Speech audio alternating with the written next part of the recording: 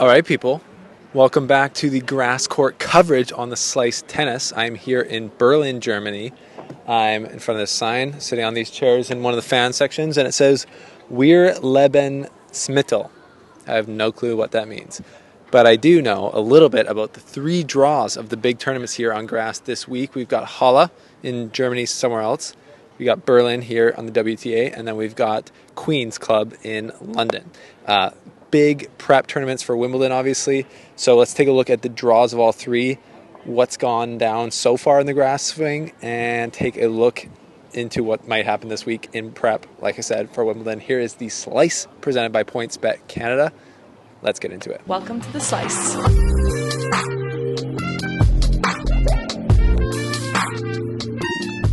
The first name that you need to know in this grass season is Tim van Rithoven. I think I've got that right. But he, if you haven't seen it, took out the top three seeds at Hertogenbosch, which I'm also butchering that name, on the way to the title. He beat FAA in the semifinals and then Medvedev in the finals. So he is going to be a factor on the grass swing, I'm assuming, going forward. Absolutely insane. I think he'd only played one ATP main draw match and then before winning the title. Just absolutely crazy. But yeah, I'm here in Berlin, and the venue here is awesome. It's the Steffi Graf Stadium, is the number one main court here, and some videos of it here with Bianca Andreescu, who I did an interview with, still to come. So it's just a great venue here. It's a little bit tight. There's only 3 grass courts here on site, but it is a really cool tournament. So let's get into the draws. And the first draw we're going to get into is Queens Club. And before we get into that, let's look at the odds to win. This is interesting, but it makes sense, I think, if you watch the French Open. Marin Cilic is the number one betting odds favorite to win the title. And that's ahead of Berrettini or Shapovalov or Murray or Ruud. But if you saw the way Cilic was playing on the clay in Paris, it absolutely makes sense in my opinion. Hitting it big, playing ultra aggressive, and he's made the final at Wimbledon before, so you know he can be dominant on this surface. All right, we're back in the studio. That was filmed a few days ago, like I said, when I was in Berlin. It was a chaotic scene. There was kids walking around playing with my tripod basically as I was filming. The floorboards were unstable, so there were shaking cameras, just in the trenches journalism, the type that you expect after following the Slice here. So thank you for being here. Like this video and subscribe. And the tournaments have progressed since the original draw. So I trust that you've all had a chance to look at the draws of Halle, Queens, and Berlin. So I'm just going to get into what's been happening at these tournaments and the big storylines. Starting with Halle. Nick Kyrgios played Stefanos Tsitsipas yesterday on the clay, or on the grass, and it was very chaotic. Very classic Nick Kyrgios scenes. Loses the first set, smashes his racket, has a meltdown in the second set because of a time violation, is able to turn it around though, and with the potency of his game and just how good he is on grass, he was able to sneak it out past Tsitsipas there, and really in the second set, turn it around big time. Tsitsipas got broken early, and if you get broken against Nick Kyrgios, it's just so hard to break that you can get down on it. And again, I'm still high on the Tsitsipas can be good on grass train.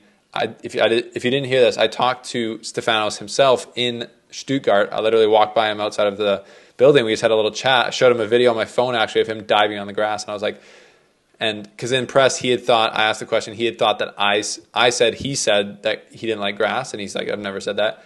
And I explained to him, I wasn't trying to say you said that. I was saying that other people, fans on the internet, media, we all think that grass isn't your favorite because of your results at Wimbledon. And he's like, yeah. Well, he's like, they'd be wrong. I love grass. And I was like, yeah, I think you could be great on it. And he's like, yeah, me too.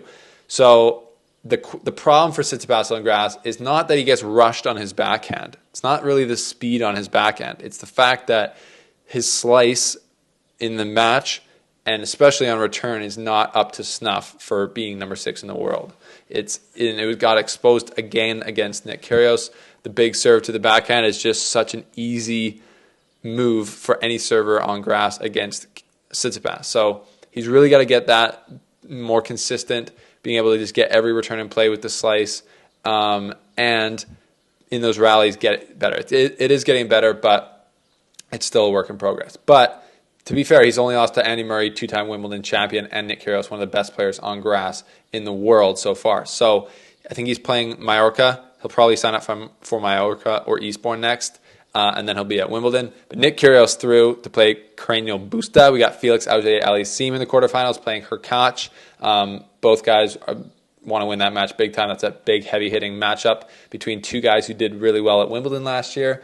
And then on the top, we still got Medvedev alive. His second last tournament on grass because, fortunately, because of Wimbledon, he cannot play there, which is still ridiculous in my opinion.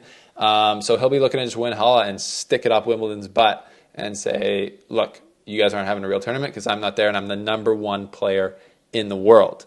So that's Halle. That's what's going on there. Then we got the Cinch Championships at Queens in London. Casper Ruud, he said grass is for golfers, and he exited in the first round to wild card from Great Britain, Ryan Peniston. Not super surprising there. A lot of the seeds have gone out in early in Queens. Schwartzman out in the first round, Fritz out in the first round to Draper. Shout out Draper. The Brits doing well. And then Marin Cilic, as I said in Berlin, Marin Cilic, betting odd favorite to win this, and I'd say that's even better now because he's through. He's into the quarterfinals. He'll play Rusevori, and yeah, Cilic is just so dangerous on grass, as I've said. Opelka went out in the first round. Norrie went out in the first round. Shapovalov went out in the first round for his 5th loss in a row. I talked to him in Stuttgart, as you guys saw, right before the grass season. He said he loves it. He loves being back on grass. Tough also draws for him. Just Oscar Otte, nightmare on grass, and then Tommy Paul, very good, and they had to play it over 2 days. Anyways, disappointing for Shapovalov to not come through that one. Exciting for Tommy Paul, who also desperately needed a win. And then interestingly, we had then we had Matteo Berrettini, who won the Boss Open in Stuttgart, come out, and he beat Dan Evans in the first round. So he's looking very good coming into Wimbledon, people. He's going there to defend his finals run with no points, so it's all interesting in that way. But yeah, the draw is wide open there, broken wide open for a lot of players to make some interesting runs. Not a lot of seeds left, even in the second round or the quarterfinals. Definitely. There's going to be max 2 seeds in the quarterfinals, which is pretty crazy if you ask me. So that's Queens, wide open. And then we got Berlin on the WTA. As I said, I was there, getting the action, watching Bianca Andreescu, getting our second interview with her. In the press with Ons Jabeur, I asked Ons Jabeur, what do you like about the grass? And she said in her game, she likes the fact that, she can mix it up. She's so versatile, drop shots, lots of different spins. She said it's, almost as important to do drop shots on grass because it's hard to move and it, keeps players guessing as it is on clay, for example. We had match of the tournament, match of the long last while. Pliskova takes out Bianca Andreescu. Heartbreak for Canadians like myself and for Andreescu, who served for the match.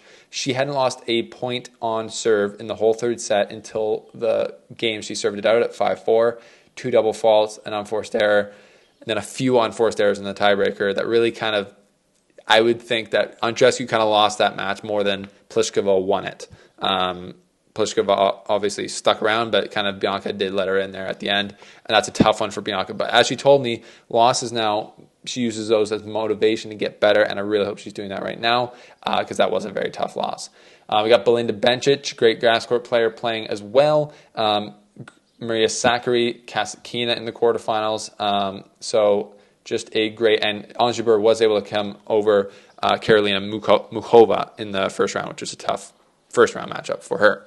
So yeah, that tournament's getting going as well. A lot of good names in there. And then we got some smaller tournaments this next week. Bad Homburg, which is where Bianca Andreescu is going next. We got Eastbourne, who's giving me a press pass. I don't know if I should go. I don't know if I can afford it right now. So if you want to help me get to these places, join the channel. Join us on Patreon for a couple bucks a month. It really helps out.